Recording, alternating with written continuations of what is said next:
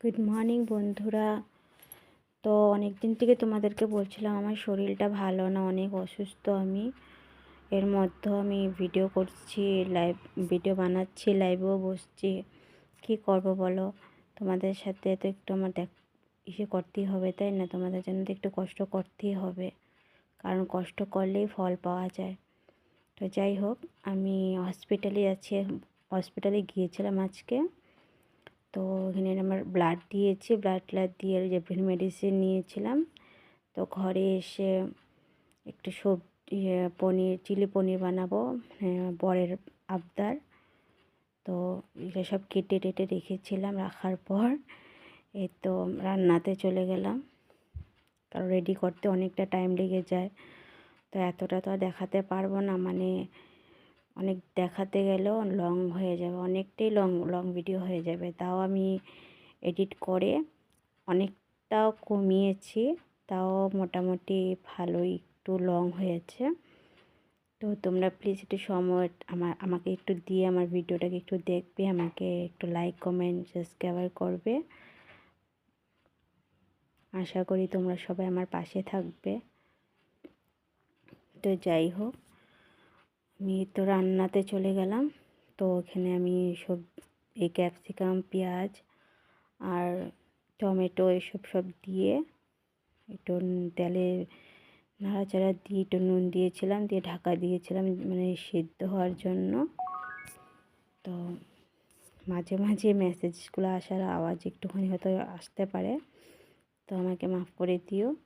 তো আবার দুধ দিয়ে গিয়েছিলো, তার দুধটাকে জাল দিয়েছে, মানে দুধটা দিয়ে যায়নি, বাট আমি মেডিকেলে গিয়েছিলাম, আসার পরে দেখলাম বারান্দার চেয়ারের মধ্যে রেখে দিয়েছে। ভাগ্যিস আমাদের এখানে অনেক বিড়াল আছে, তো বিড়ালটা কিছু করেনি, দুধটাকে নষ্ট করেনি। যাই হোক, তো দুধটাকে জাল দিলাম, আর এক সাইডে ভাত বসিয়ে দিয়েছিলাম। তখন প্রায় বাজে 1:30 বেজে গিয়েছিলো, কারণ মেডিকেল থেকে আসতে আসতে অনেক লেট হয়ে গেছে, কারণ অনেক ভিড় ছিল। বর আমাকে নিয়ে গিয়েছিল, নিয়ে ছেড়ে দিয়ে আবার চলে গিয়েছিলো কাজে। তো আবার বেরোনোর সময় আবার ওকে ফোন করেছিলাম, তো আবার আমাকে এসে নিয়ে গেছে। তো এমনিতেই ডক্টর বলেছে যে জানি না কি হয়েছে, রিপোর্ট আসলে দেখা যাবে। তো যাই হোক, এখানে ভাতটা বসিয়ে দিয়েছিলাম, আর এখানে চিলি পনিরটা সেগুলো ক্যাপসিকাম এগুলো সব কাটাকাটি করতেছিলাম। আর এখানে আমি লাস্টে ধনেপাতাটাকে কেটে দিয়েছি, কুচি কুচি করে কেটেছি। রান্নার পরও আমার অনেক অনেক কাজ ছিল, মানে ঘরটাকে আমি এলোমেলো করে ধুয়ে গিয়েছিলাম, কিছু করতে পারিনি। ভাবছি যে তাড়াতাড়ি চলে গেলে তাড়াতাড়ি আসবো, কিন্তু ওখানে গিয়ে যে এত দেরি হয়ে যাবে আমি ভাবতেই পারিনি।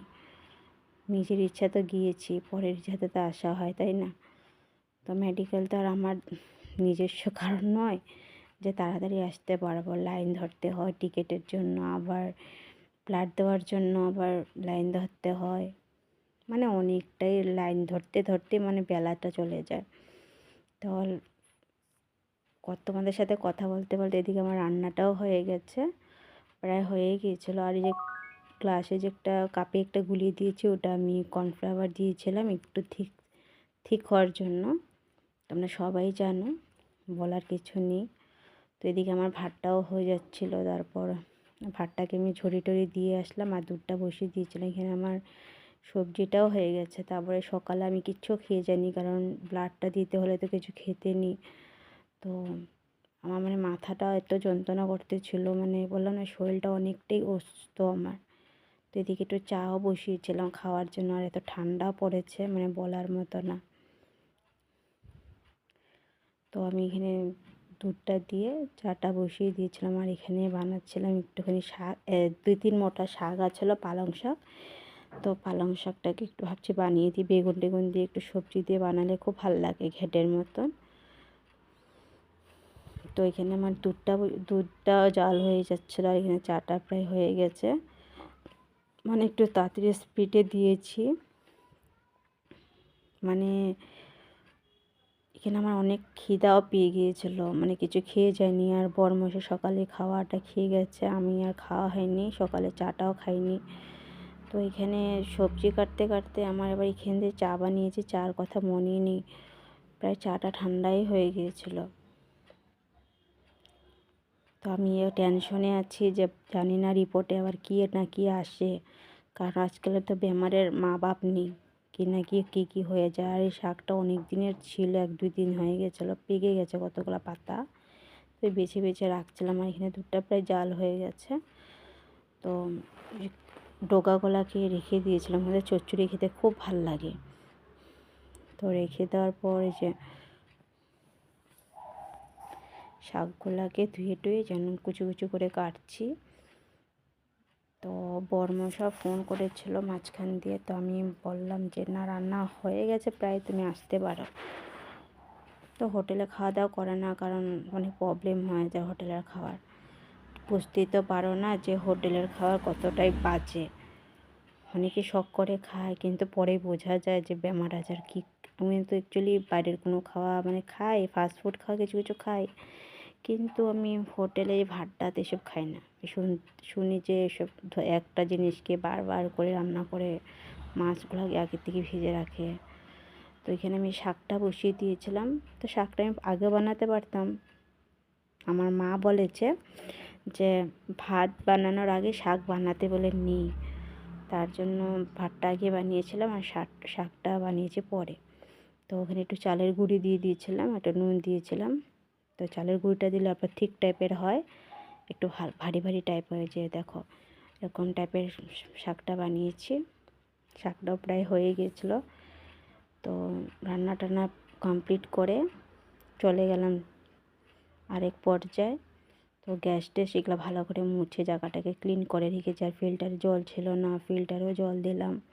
মানে বললাম না, মেডিকেল থেকে এসেও আমি শান্তি পাইনি, অনেকটা কাজ ছিল। আর এখানে তো কোমর ব্যথা করতেছিল, তো দেখতে পেলে কোমরের মধ্যে হাত দিয়ে এসে করছিলাম, মানে অনেকটা শরীর দুর্বল আমার।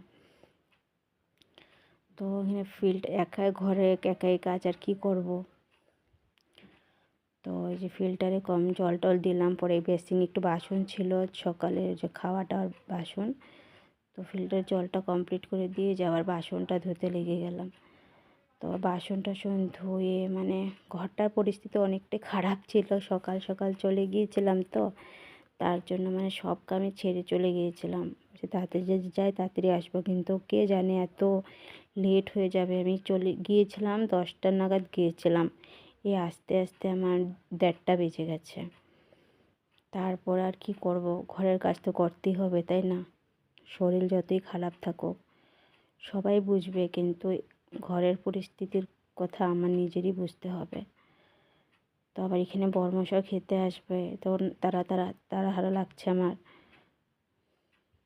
তো তাড়াতাড়ি করে বাসন টাসন ধুয়ে মানে আজকে অনেক কাজ করেছি আমি, আমার শরীরটা এত অসুস্থ, তার মধ্যে আর কি করব, উপায় নেই। আমাদের মেয়ে লোকের সবাই বলে যে ঘরে কী কাজ, ঘরে কী কাজ, দেখতে গেলে অনেকটাই কাজ। হয়তো আমার বাচ্চা সন্তানকেও নিই, তো একাই মানে অনেক কাজ।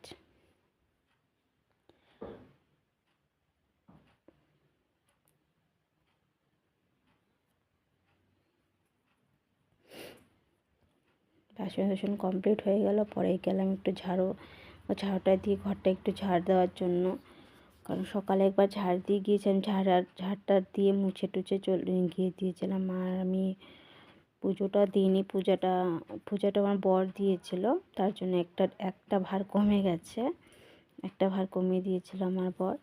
ও সকালে উঠে স্নান টান করে আমি ঠাকুর পুজোটা দিয়ে গিয়েছিলো, কারণ মেডিকেলে যাচ্ছি, ওখান থেকে তো আসে তারপরে স্নান করবো, তাই না? তো মেডিকেল থেকে এসে তারপরে স্নান করাতে ঠান্ডাটা আরও বেশি লেগে গেছে, বেলা চলে গিয়েছিলো তার জন্য। পরে এই যে দরজাটা খোলাই জানো না, এত হাওয়া মানে আমাদের ব্যালকনিটাতে, তো ওখানে হাওয়া মারতে ছিল, তো ঝাড়ুটা মারলাম। ঘরটা একটু মানে একটা রুমের মধ্যে আর কি বলবো, ভাড়া বাড়িতে তো আর অত ফ্যাসিলিটি নেই, তাই যেখানে আছি বর্তমান ভাড়াতে খুবই ভালো, ঘর মালিকও থাকে না, সব যতটা ভাড়াটিয়া সব আমরা 5 ঘর ভাড়াটিয়া এখানে থাকি, আমারই একটা রুম, বাকি সবার 2-3টা করে রুম, কারণ আমরা হাজব্যান্ড ওয়াইফ থাকি, আর তো আমার রুমের দরকারও নেই, একটা রুমের মধ্যে আমি অ্যাডজাস্ট হয়ে গেছে। ঘরের জিনিস ওরকম নিই।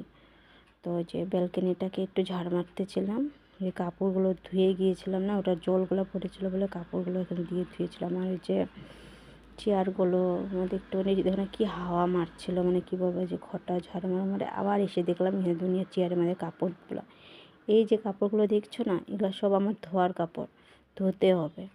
এলোমেলো হয়ে আছে, এটা ভাঁজ টাজ করে রেখে দিয়েছিলাম। এলোমেলো হয়ে থাকলেও ভাল লাগে না, তাই না?